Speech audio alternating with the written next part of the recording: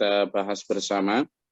Alif Lam Mim ini masuk di golongan Fawatihus Suwar ya. Fawatihus Suwar itu ayat-ayat atau huruf-huruf pembuka surat. Banyak modelnya atau jenisnya. Ada alif, lam, mim. Ada yang terdiri dari 3 huruf. Ada yang terdiri dari 1 huruf aja. Nun, qaf. Ya, bahkan dijadikan nama surat qaf. Ini dia Fawatihus Suwar, buka suratnya itu ada qaf. Ada yang 2 huruf. Apa? Yasin, Toha. Ya. Dan Hamim. Itu kan 2 huruf. Apa maknanya? Tidak ada yang tahu. Tidak ada yang tahu. Karena itu kalau ada yang menyatakan alif lam mim itu Allah latif mubin. Macam-macam. Tapi itu hanya tafsir.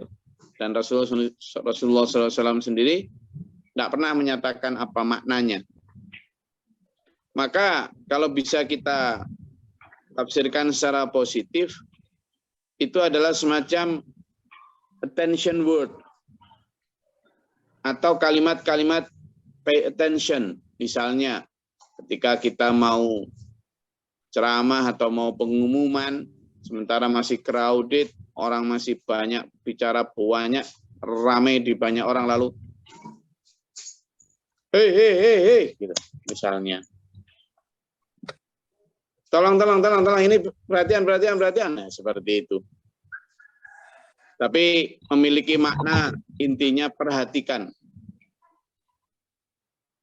Ada sesuatu yang mau disampaikan yang sangat penting. Sehingga huruf-huruf alif, lam, mim, nun, qaf, kaf, ha, ya, ain, shad. Sampai 4 itu ya. Kaf, ha, ya, ain, shad. Ada itu. Macam-macam. Nah, itu menjadi Fawatihus Suwar. Dzalikal kitabu, inilah kitab la raiba fihi. Nah, ini kita bahas dulu nih. Dzalikal kitabu. Ketika Rasulullah Muhammad sallallahu alaihi wasallam menyatakan dzalikal kitabu, itulah kitab. Saya mau tanya, dzalika itu gimana cara nunjuknya? Itu kan gitu. Coba lihat saya. Yang ngantuk-ngantuk lihat saya. Ini biar kita nanti pemahaman iman kita terhadap Quran. Itu kan gitu. Itulah kitab itu misalnya. Kalau divisualisasikan itu ada yang nunjuk kayak gini ya. Itulah kitab. Loh, pada saat dalikal kitabu, itulah kitab. Ini kan makrifat nih ya kan? Si makrifat nih. Dalikal kitabu. Itulah kitab. Nyata, jelas bentuknya. Kalau secara visualisasi, bentuk kitab itu seperti apa? Minimal ada apa dan apa? Saya mau tanya. Yang namanya buku atau kitab itu ada apa dan apanya? Ada kertas dan tulisan. Ayo, ada apa dan apanya? Kertas, buku, catatan, kitab itu syarat utama yang disebut buku, catatan, kitab itu apa? Sebelum adanya online kayak gini. Ada fisiknya, guys. Ya, ada barangnya, apalagi waktu itu 1500 tahun yang lalu. Yang namanya buku atau kitab ya ada kertas, ada tulisan, barangnya jelas. Entah ditulis di pelepah kurma, di apa, adalah. Tapi ketika dzalikal kitabu, Rasulullah melafalkan itu, itulah kitab. Tidak ada itu. Tidak ada. Jadi tidak ada Quran yang terkodifikasikan kitab mak jeblek. Apalagi kok diurut mulai dari Al-Fatihah sampai An-Nas, tidak ada. Apalagi saat itu Quran masih proses menurunkan ayat demi ayat. Jadi belum final. Belum final. Lalu dzalikal kitab, itulah kitab. Mana kalau ditanya, Muhammad gitu, orang-orang Mekah kafir itu. Muhammad, mana yang kamu maksud kitab itu mana? Ya ini yang aku sampaikan. Nah, yang aku sampaikan. Jadi yang dimaksud kitab itu ya yang disampaikan oleh lisannya Rasulullah itu. Kalau orang Mekah bilang lisannya Muhammad itu. Lalu kita disuruh percaya. Gimana disuruh percaya? Wong Muhammad itu dikenal di depan orang Mekah itu ummi, tidak bisa baca tulis. Padahal syarat sebuah kitab itu adalah bacaan dan tulisan. Bahkan e-book zaman sekarang elektronik buku pun harus ada bacaannya, ada tulisannya meskipun mungkin kertas sudah paperless sekarang. Tapi kan ada bacaannya. Saat itu tidak ada, Lur. Tidak ada. Kalaupun ada misalnya Zaid bin Sabit yang katanya tukang nyatat Quran, itu pun catatan yang ya jauh di bawah. Tidak disuruh Rasulullah ya. Inisiatif sendiri itu pun berserak di segala macam. Ada yang di tulang, ada yang di kulit binatang, ada yang di pelepah kurma, di dedaunan. Jadi gimana masyarakat saat itu disuruh yakin? Padahal kalimatnya di sini la roiba fihi. Tidak ada keraguan di dalamnya. Makanya orang-orang Mekah itu kalau ngelok Nabi Muhammad itu saewenake dhewe. Mat, lambemu lho. Gitu-gitu. Jadi Rasulullah itu mendapat pencaci maki itu segitunya. Kamu itu apa tuh? Ngomong apa tuh? Nah, ketika Nabi Muhammad SAW misalnya menceritakan tentang kekalahan Romawi, menceritakan tentang Askabul Kahfi, menceritakan tentang penduduk Madian, menceritakan tentang penduduknya Nabi ini, Nabi itu, menceritakan tentang terbelahnya sungai Laut Merah dan lain sebagainya. Ya mereka toh, kamu itu ngomong apa toh, Man? Wong kamu loh yang tidak pernah mondok di mana-mana, istilahnya kalau sekarang gitu ya kan. Kamu juga jangankan kok S1, S2, S3. Wong maca nulis saja tidak bisa kok mau menceritakan aneh-aneh. Akhirnya apa? Rasulullah itu dicap apa? In hadza illa asatirul awwalin. Apa? Tidak lain ini hanyalah dongeng-dongeng orang terdahulu. Kamu itu ngomong apa tomat? Mati gituin sama. Jadi kalimat di sini la raiba fihi itu tidak ada keraguan di dalamnya. Itu hanya untuk orang-orang yang memang sudah beriman, percaya. Apalagi saat itu kemudian Rasulullah menceritakan akhirat itu nanti ada surga dan neraka. Waduh, terminologi tentang jannah dan anar, surga neraka, itu ya baru dikenalkan oleh Rasulullah saat itu. Sebelumnya ya nggak ada ajaran tentang itu. Bayangkan seorang yang dikenal tidak bisa baca tulis meskipun pernah dikenal sebagai orang yang terpercaya, tapi kan ya tetap aja masuk kategori orang yang uneducated people, orang-orang yang tidak berpendidikan. Lalu ngomong tentang akhirat, tentang malaikat, tentang apa ya opo disuruh percaya. Sehingga la raiba fi, tidak ada keraguan itu tetap bagi orang mereka yang ragu banget. Tetapi ya itu tadi yang tidak ragu adalah orang yang muttaqin. Makanya di sini hudal lil muttaqin.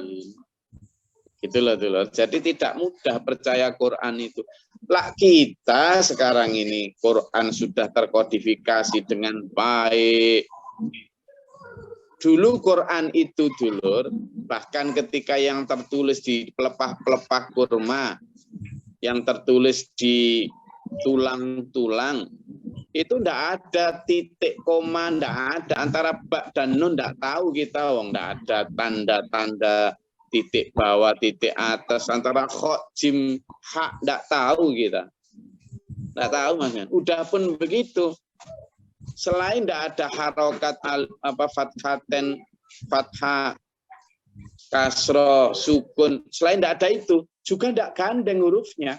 Jadi misalnya di sini, dalikal kitabu, dalnya ya sendiri, alifnya ya sendiri, lamnya ya sendiri, kafnya ya sendiri, tidak digandeng. Itu periode sekian, tapi periode awal tidak ada tulisan itu. Gitu loh, sehingga orang ragu itu dalam tanda kutip pantas. Hudal lil muttaqin, petunjuk untuk orang-orang yang bertakwa. Nah, yang bertakwa ini siapa dulu? Siapa? Banyak ciri-ciri orang yang bertakwa ya. Ini untuk ayat ini aja nanti panjang ini penjelasannya. Kita mungkin butuh sehari 2 hari untuk progres ini. Jadi takwa itu nanti akan saya sampaikan beberapa ayat pendukungnya. Ciri-ciri orang yang bertakwa itu banyak sekali. Mulai dari sejak surat Ali Imran ayat 134, 133, 134 sampai 135 itu juga ciri apa? Ciri apa? Orang bertakwa. Nah, iya toh. Jadi jannatun tajri min tahtiha al-anhar khalidina fiha wa azwajun mutahharun wa ridwanu minallah. Itu apa? Itu untuk orang-orang bertakwa. Siapa mereka? Alladzina yaquluna rabbana innana amanna faghfir lana dzunubana wa qina adzabannar. As-sabirin, orang yang sabar. As-shadiqin, orang yang benar. Al-qanitin, orang yang taat. Al-munfiqin, orang yang menginfakkan rezekinya. Wal mustaghfirina bil ashar, dan orang yang beristighfar di waktu sahur atau tahajud.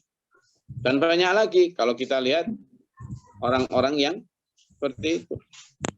Kalau di dalam surat Ali Imran yang itu malah orang-orang yang bertakwa adalah siapa? Orang yang alladzina yunfiquna fis sarra'i. Orang yang menginfakkan hartanya pada saat sempit, pada saat lapang. Wadh-dharra'i, saat sempit. Fis sarra'i wadh-dharra'i. Wal kadhiminal ghaidha, orang yang menahan amarah. Wal 'afina 'anil nas, orang yang memaafkan orang yang salah dan menahan amarah. Dan orang-orang yang ketika idza fa'alu fahisyah dan seterusnya, banyak itu ciri-ciri takwa. Belum lagi kalau takwa diurai dari huruf ta, qaf, wawu, ya, ta itu apa? Tawadhu, qaf itu qanaah. Tawadhu orangnya sopan santun baik terhadap Allah maupun sesama. Qanaah itu orang yang nerima, enggak pengen apa-apa kecuali ridha Allah.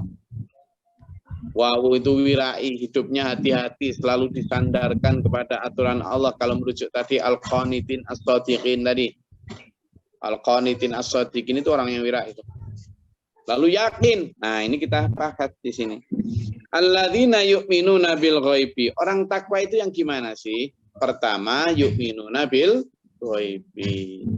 Iman kepada yang ghaib. Dulur. Yang ghaib siapa? Yang gaib siapa? Pertama siapa yang gaib? Loh, yang paling utama dan pertama yang gaib itu Tuhan kita, Allah. Gaib dulu. Makanya kalau nyembah barang gaib itu sulit. Al-Quran menyatakan, a'udzubillahi minasyaitonir rajim, asta'inu bis-sabri was-shalah wa innaha lakabiratun illa 'alal khashi'in. Dan kamu itu minta tolonglah kepada Allah itu dengan sabar dan sholat, karena sesungguhnya sholat itulah kabiratun, apa, berat. Illa, kecuali alal khasyiin, orang-orang yang khusyuk. Lah kenapa berat? Ya karena kita itu menyembah barang gaib. Saya ulangi, kenapa berat? Karena kita menyembah barang gaib. Kalau nyembah patung, nyembah pohon, nyembah batu, gunung gampang kelihatan. Nyembah orang, kayak ada agama di India itu yang menyembah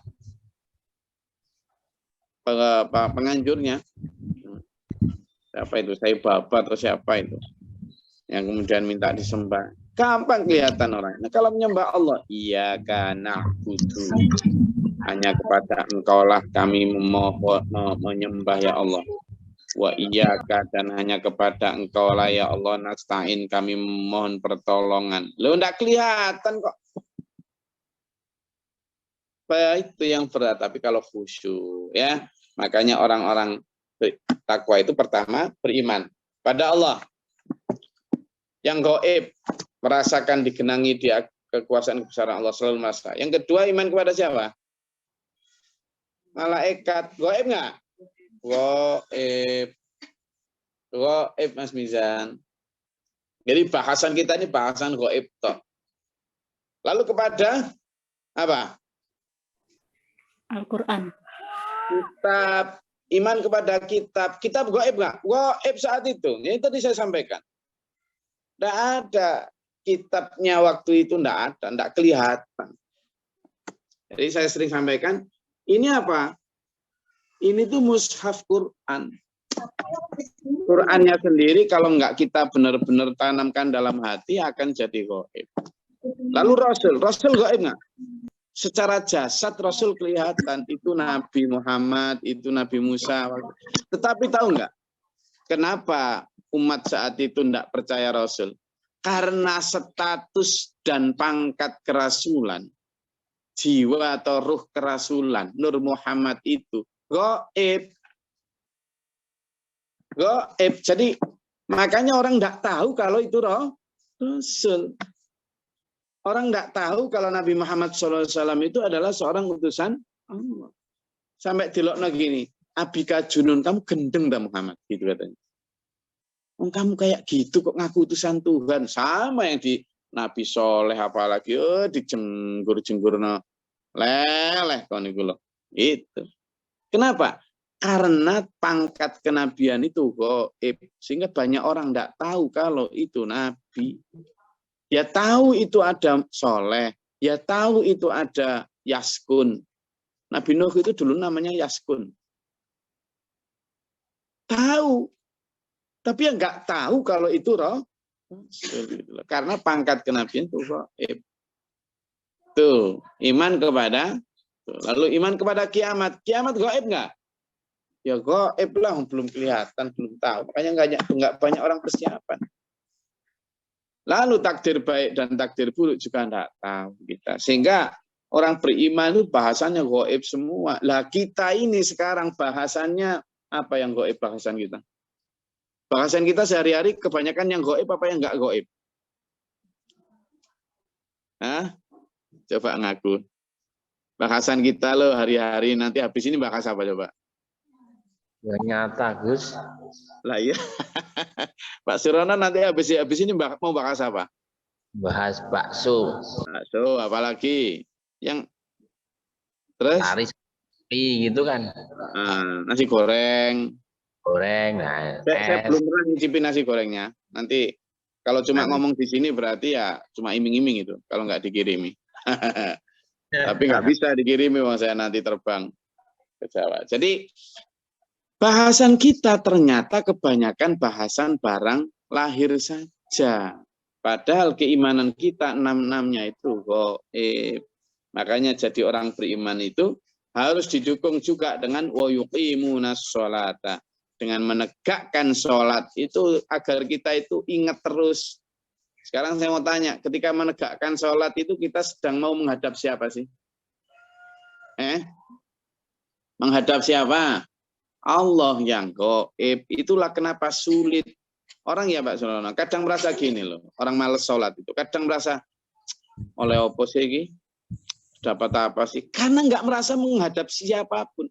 Coba kalau yang di masjid itu, di imaman situ itu, ada seorang yang kaya raya dengan ratusan miliar harta yang siap memberi siapapun yang minta, kira-kira orang berebut ke masjid nggak? Yang di imaman situ itu ada seorang duduk dimanapun, di imaman masjid manapun, musola sekecil apapun, di situ pasti ada orang kaya raya yang sedang duduk dengan pundi-pundi uang yang siapapun minta pasti dikasih. Kira-kira gitu masjid itu kosong atau antri? Bondong-bondong. Lo ketahuan toh. Sekarang Sebelumnya udah titik masjid. Lah iya Mas Yo. Sekarang ketahuan sampean toh. Sampean konangan terus itu Mas Yo. Loh, terus juga gitu. Kalau seandainya di dalam masjid itu, di imaman situ, itu duduk seorang dokter atau tabib yang sangat manjur obatnya. Siapapun yang sakit datang gitu sembuh mesti. Ya kayak tukang bekam lah. Apapun katanya itu bisa sembuh dengan bekam. Panu bekam. Apa kanker bekam. Wes bekam semua. Di situ waras. Kira-kira masjid itu sepi atau antri? Antri terus. Sama. Kalau di situ misalnya duduk seorang yang punya segala macam jabatan, dia pokoknya orang the most powerful in the country, pokoknya orang yang paling berkuasa di negeri itu, duduk di situ dan akan memberikan SK sama siapapun yang minta dikasih jabatan. Antri atau sepi? Antri. Lah sekarang kenapa kok banyak masjid sepi? Hai. Padahal Allah itu maha kaya, maha pemberi, maha memberi sehat, maha segala macam. Ya Allah, ya Rahman, ya Rahim, ya Malik. Terus itu ada 99 nama itu, semuanya tentang yang maha tuh. Duduk di sana, bayangkan. Misalnya dalam tanda kutip, duduk di imaman situ. Lah kok zaman kok nggak pengen marek, nggak pengen jamaah. Jadi wa yuqimunas sholata itu begitu, menegakkan sholat itu karena merasa sedang akan menghadap Allah. Baru sama nanti wa yuqimuna itu kan dari kalimat istiqomah juga. Ya, menegakkan, mengistiqomahkan sholat. Lalu wa mimma razaqnahum yunfiqun, dan dari sebagian rezeki yang kami berikan. Kalimatnya jelas tuh. Kami berikan rezeki itu, berarti rezeki itu milik siapa? Milik Allah. Jadi kami berikan rezeki ini kepada kalian. Jadi rezeki yang sampean miliki itu milik Allah. Gitu loh. Karena milik Allah ya kembalikan kepada Allah.